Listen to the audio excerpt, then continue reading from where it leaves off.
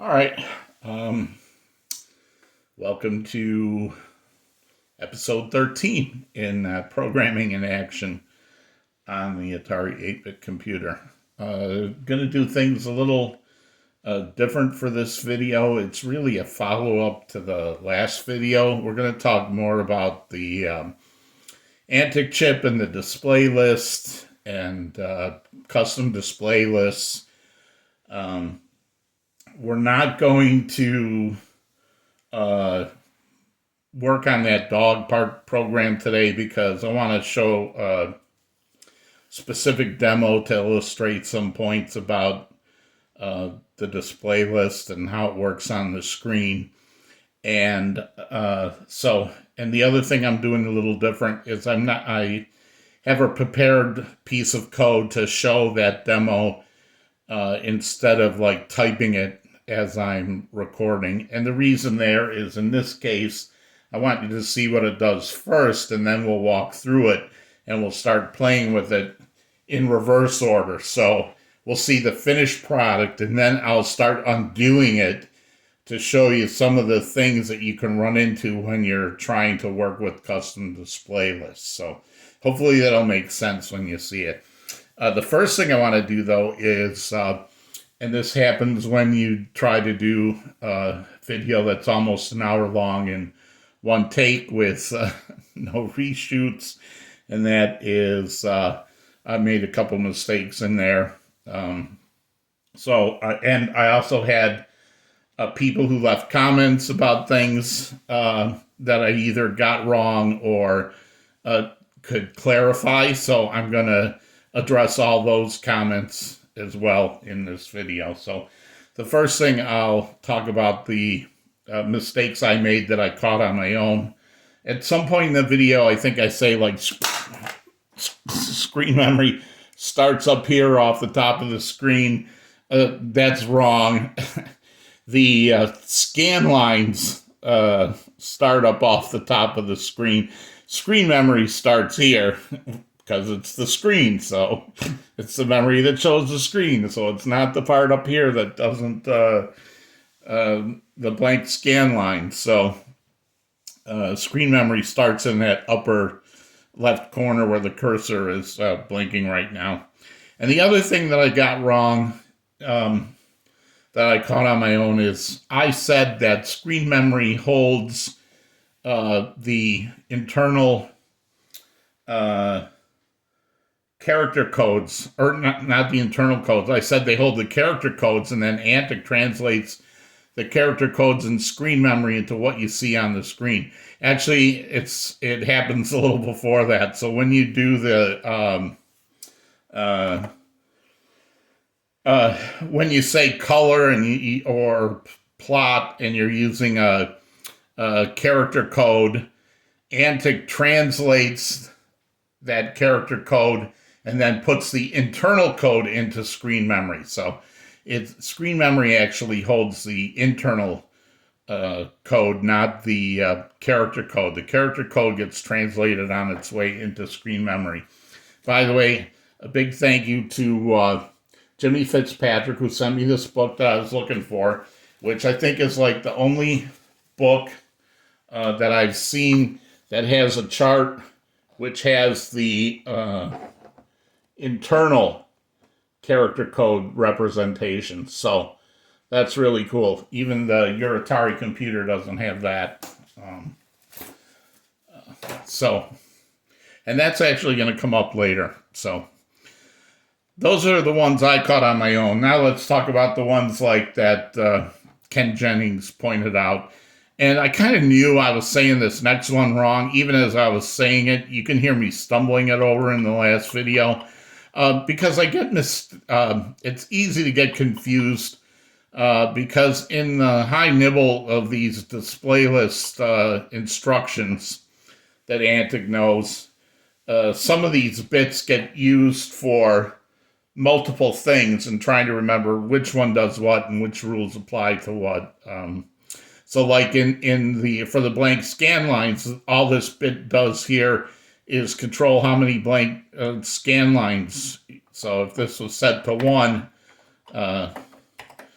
then that means that's 4. So it would be, because remember the scan line started 0 if this was 4.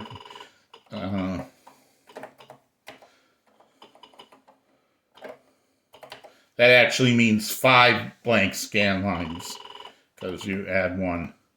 But where I really got mixed up was this, which is the byte for the jump to memory location, and here where it's called the load memory scan bit. So there are cases where your computer cannot cross certain boundaries. So like the character set, if you're working with the full character set, it has to be on a 1K boundary, which means some number divisible by 1024. And if it's graphics 1 or graphics 2, where you only have half the character set available, it's an even page number, so it can be in 512, a multiple of 512.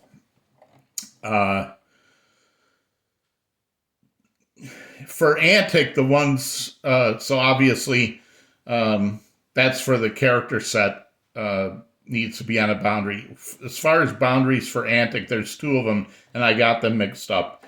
So the boundary you have to worry about here is if this is set to 0, that means jump to a memory location and start processing Antic display list instructions from that point. If this is set to 1, and this is 4-1, then this says, I want you to jump to the memory location and start executing the display list instructions there, but wait for the vertical blank, which is when this TV screen turns off down here and goes back up to the top corner. So this says go back, and normally we'll use this with jump to the beginning of the display list at the vertical blank is what you use that for. As Ken pointed out, and I did exactly did kind of point this out. This one, a display list can't jump over a 1K boundary, display list. But it's almost impossible to write a 1K display list. So, like, the one I had was 30 bytes. Even I think Ken mentioned that, like, even the worst is like 300 bytes, or even if you put a load memory scan on every line with the memory location after it. So every scan line would be 3 bytes of instructions to Antic. It's almost impossible to get this to 1K, so you'll hardly ever use this. Where Ken pointed out an example of where he used this to say, if he had like 3 different screens where the top half was all the same, but the bottom part was, or the top half is all different and the bottom part is the same, he would come this far with his custom display list and then say, jump to the display list to do the bottom part of the screen. So that's a case where he would use the 0-1. Most of the times we're going to use the 4-1 at the end of our list. So we're not going to really have to worry about that. The only reason we have to worry about the display list, or the only time we have to worry about the display list crossing a 1K boundary, is if we do like I did and just pick a random place in memory. And I'm going to explain that location, or that algorithm, a little later. So the other thing that Antic can't do is that screen memory, this memory that holds a screen, can't cross a 4K boundary. So this bit here just determines whether it jumps to more display list instructions right now or after the vertical blank. Changing this bit here is load memory scan. That says I'm going to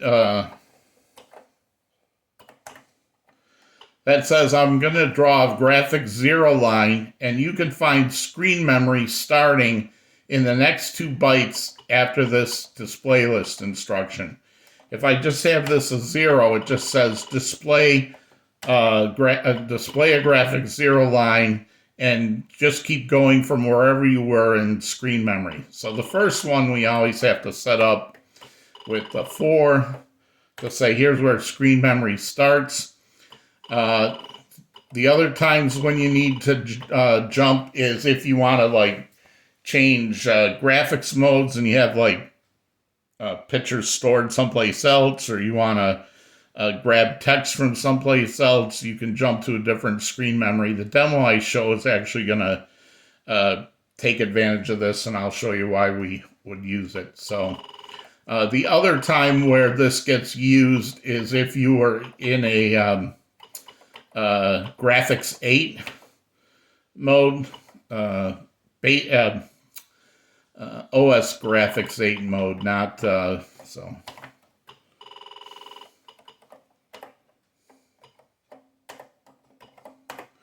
So a graphics 8 mode takes up the whole screen takes up 8K, so it's going to cross a 4K boundary. So if you're using graphics 8 or probably graphics 7.5 as well, halfway through the display list you'll need to insert a jump to get to the other 4K of the screen memory, but I wouldn't construct a graphics 8 display list by hand. I just overwrite one that was out there, is what I would do in that case. So yeah. So again, the difference here is this bit, I don't want the display list instructions to cross over a 1K boundary, but that's not why I would use this 4 versus the 0. Because unless you write some super long display list or you pick a random place in memory, you don't have to worry about it going over a 1K boundary. So normally you'll just see this.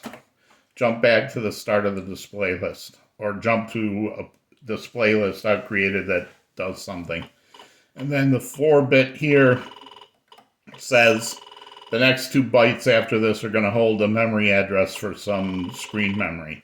All right, so let's look at the demo program now, and I'll talk about some other things that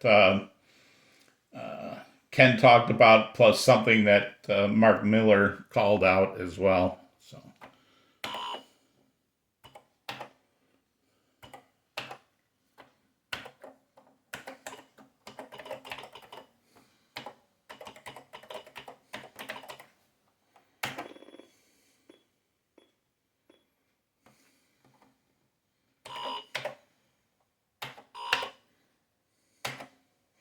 All right, something that Ken pointed out is that I had said that you want to fit your display list in 192 scan lines. That's mostly true if you're using like a default Antics graphics mode and you're not creating your own custom graphics mode. The Antic chip will expect it to be 192 scan lines. And the display actually consists of normally 24 blank scan lines, right? In our thing we showed last week, or in the last video, there was 3 sets of 8, 24 scan lines down. So down to here somewhere. And then 24 rows of graphics 1. So that was 8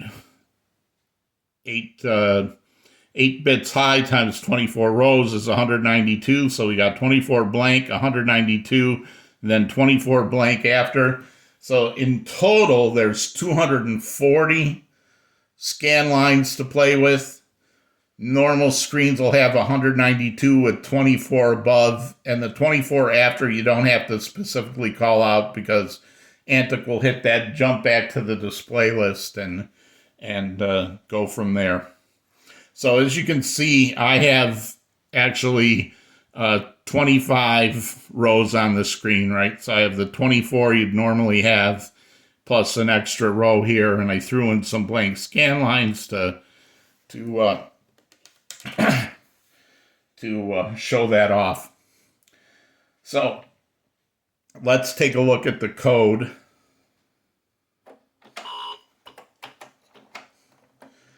All right. Here's the display list. I'm going to, we'll walk through this display list, and then I'll explain why I did some certain things, and then we will come back later and why did I do it that way. All right, so normally this would start with write those three. This says mode 0 is blank, draw blank lines. The 7 means draw 8 blank scan lines. There's only 2 of them instead of 3. So we're only doing 16 blank scan lines and then going into graphics 0. And this bit is set, so I'm saying these next 2 bytes are where you're going to find screen memory. They're a placeholder. And then this 0 in the mode says, okay, do some more blank scan lines, and this 1 means 2 blank scan lines, right? 0, 1 is 2 blank scan lines. Then I'm going to have 1 plus 24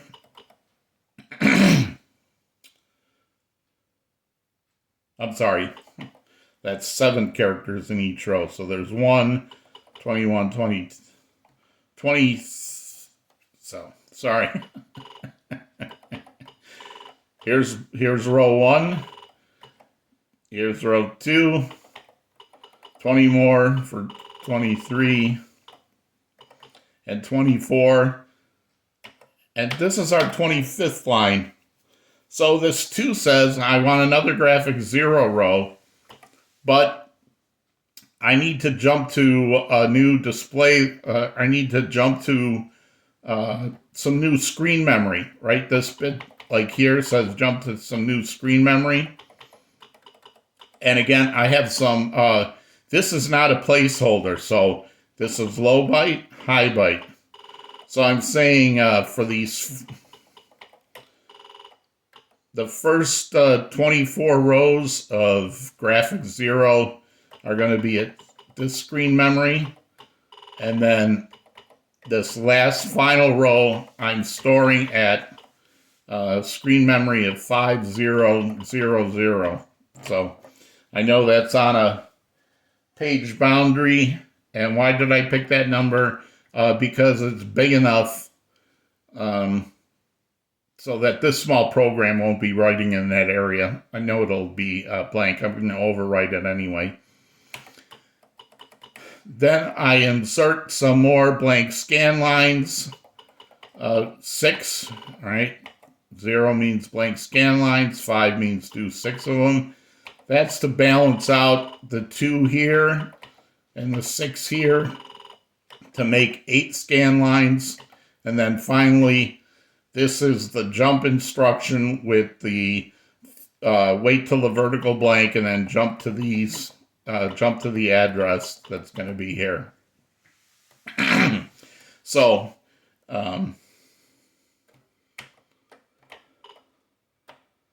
let's look at the main program. All right.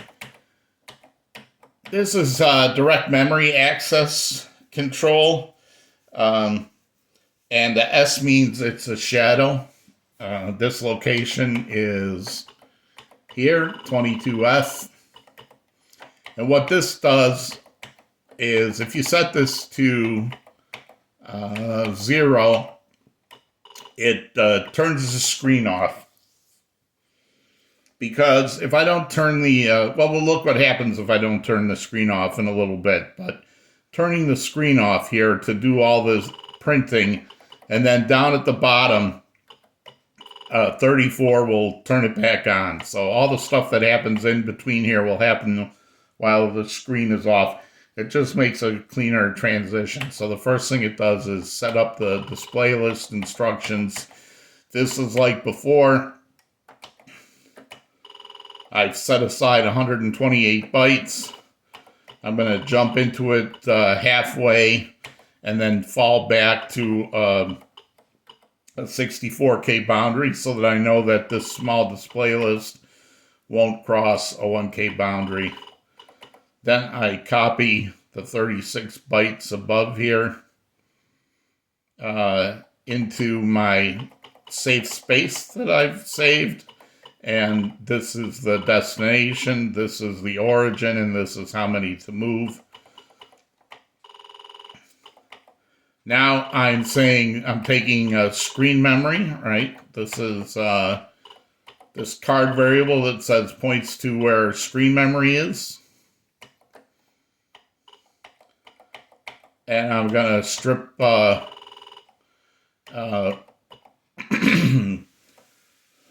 strip off the high part and stick the low part in our first placeholder here. And then I'm going to shift the high part over into a byte and store it here. And then here is where I'm going to point to the beginning of my display list address and stick it in here. And then finally point this shadow display list to my safely saved display list.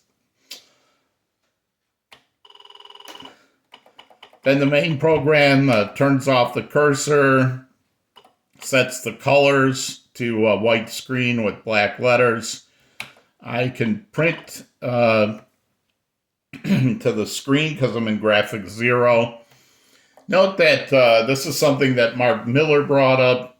In this program, I don't have to call graphics 0 because graphics 0 is what the computer defaults to. If I was going to do this in another graphics mode like graphics 1, I'd want to call graphics 1 before I set up the display list and did all the other things. In the last video, I mentioned the graphics command, whether it's in BASIC or you use an action library routine, sets up screen memory, sets up a display list. And the one thing that Mark pointed out that I didn't mention is that it also opens channel 6 to the screen. So if you do not call like graphics 1 and then set up a graphics 1 display list, you can't use the print to channel 6. You'll get a channel not open error. So the graphics will also open the channel to the screen. You can also directly open the channel to the screen once you set it up as well. But because I'm in graphics, the default is graphics 0. I don't have to call it explicitly. And I can print right here an extra graphics row. And then I print from 1 to 22. And then I print explicitly 23 without a carriage return. So this would be with a carriage return. This is without a carriage return. And then what are these two doing down here? I'll explain that in a minute.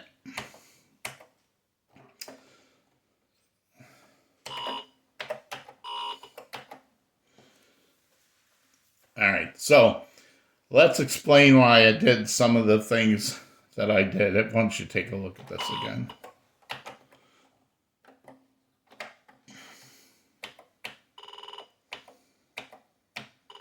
Oh, one of the things that Ken pointed out as well is that because I'm storing my address of my display list in this shadow display list thing, it actually doesn't matter what you put here. I mean, I would still recommend putting your display list address here.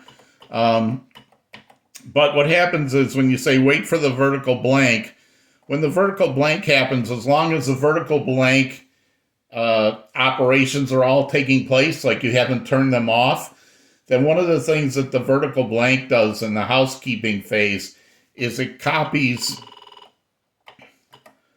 the values in the shadow registers to their hardware ROM locations. So no matter what I stored in here, as long as this was set up properly, then every time vertical blank hits, it's going to copy the value out of here to the address anyway. So we can see that if I do this.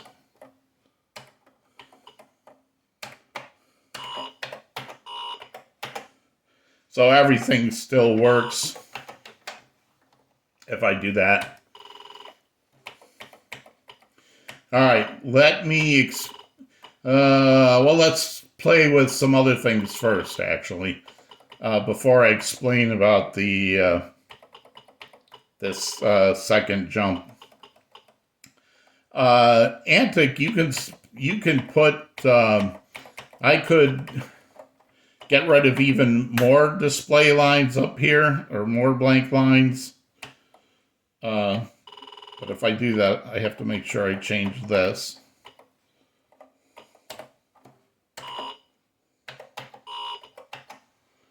So you can see this gets closer to the top of the screen. I don't think I could take out those first 7 blank scan lines, because then it would go off the top of the screen. But it's also moved it up. I can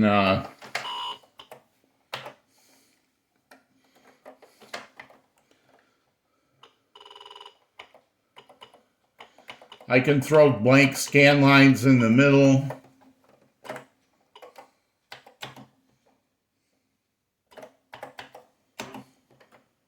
So I'm adding like another 14 blank scan lines right in the middle of the display somewhere. And you see, Antic does not try to write to those areas. So it jumps right from 8 to 9. So it says print on this line. And then screen memory is, although there's blank lines you see here, screen memory is not, it's still contiguous from the top to the bottom. So from extra graphics row down to 23, this is all contiguous, even if I threw in these blank lines. In fact, let's see how.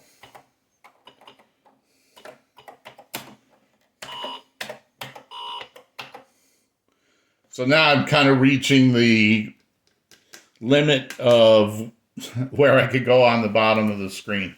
But you can see you can insert blank lines and so forth.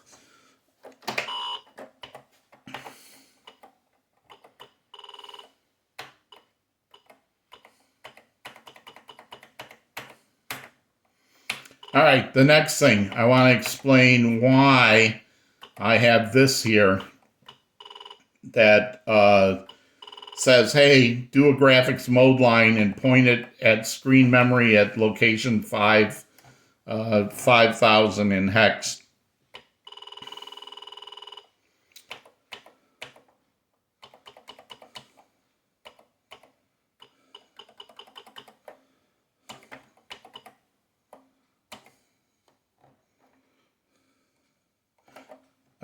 Before I do that, let's just show the difference if I don't turn off screen display.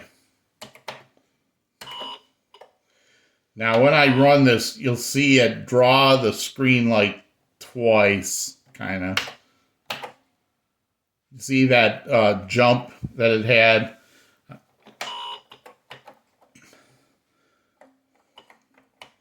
By turning off the screen and turning it back on, it gets a much cleaner transition.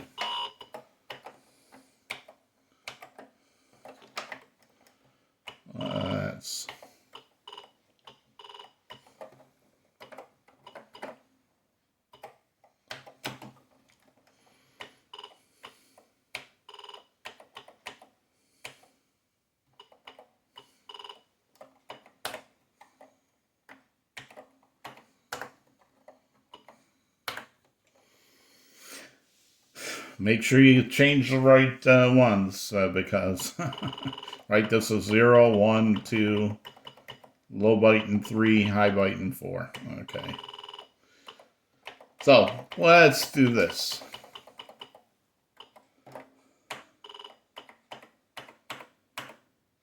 Let's take this out. And now I've taken out 3 bytes.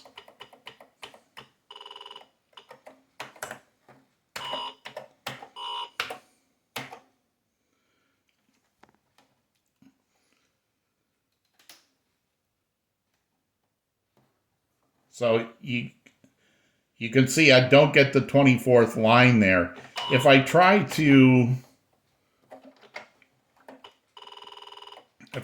do this,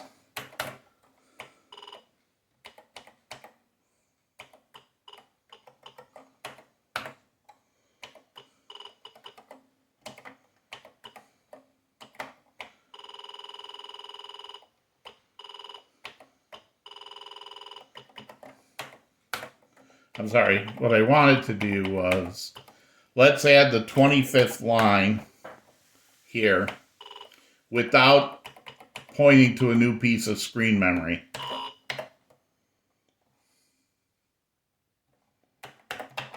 So the change I made just now was I added one more line of screen memory and I changed this loop to go from 1 to 23 and then print 24. Let's see what happens here.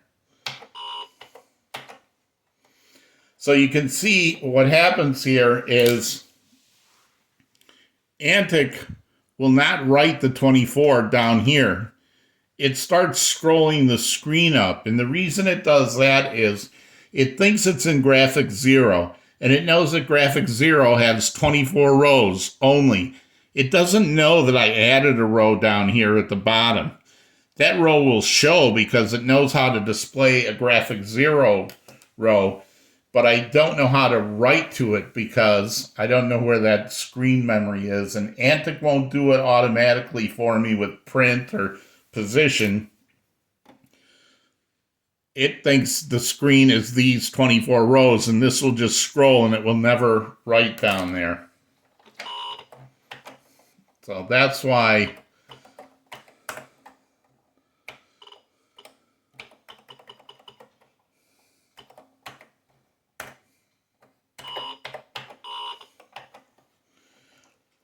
So how do I get to that? How do I get to that 24th row?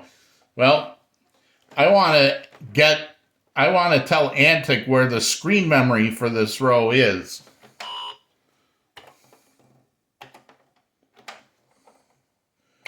Right? And I just picked 5,000 at random again because I figured that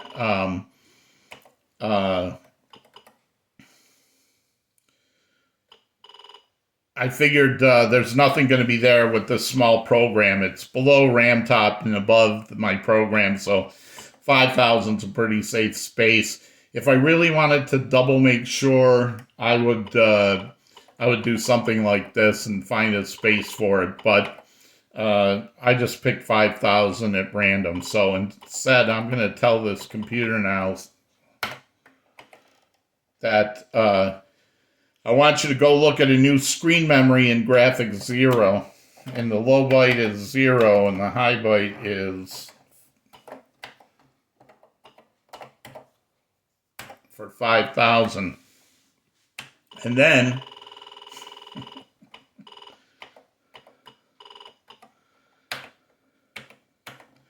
all right, so 2 and 4. So at memory location 5,000, I'm going to store hex code 12, which if I looked up in this book, right, for the internal codes is the internal code for 2. And then at 5001, I'm going to store the code for 14, or for 4. So hex 14 is the internal code for 4. And now I can write down in that area.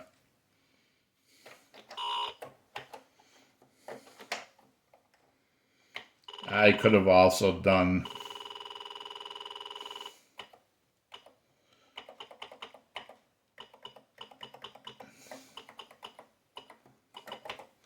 I believe this works as well.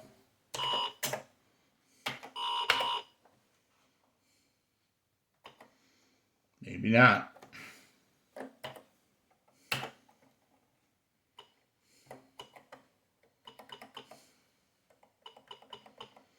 Oh, I think it doesn't like...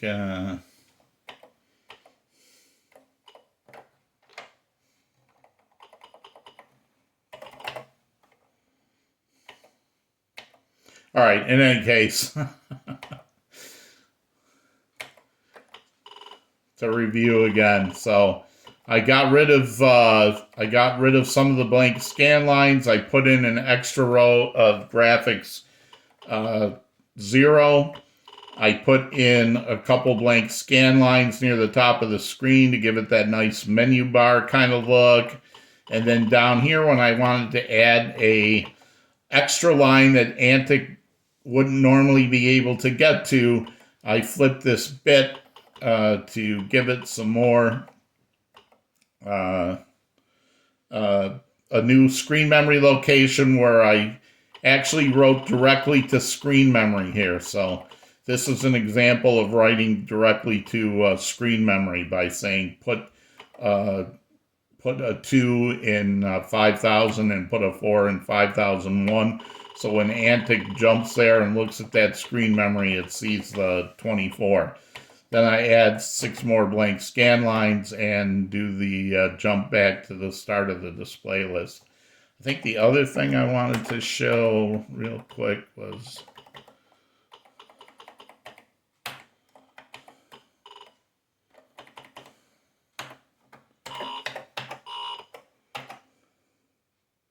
okay. All right. Never mind. All right. So anyway, I guess this blank scan line at the bottom wasn't actually needed.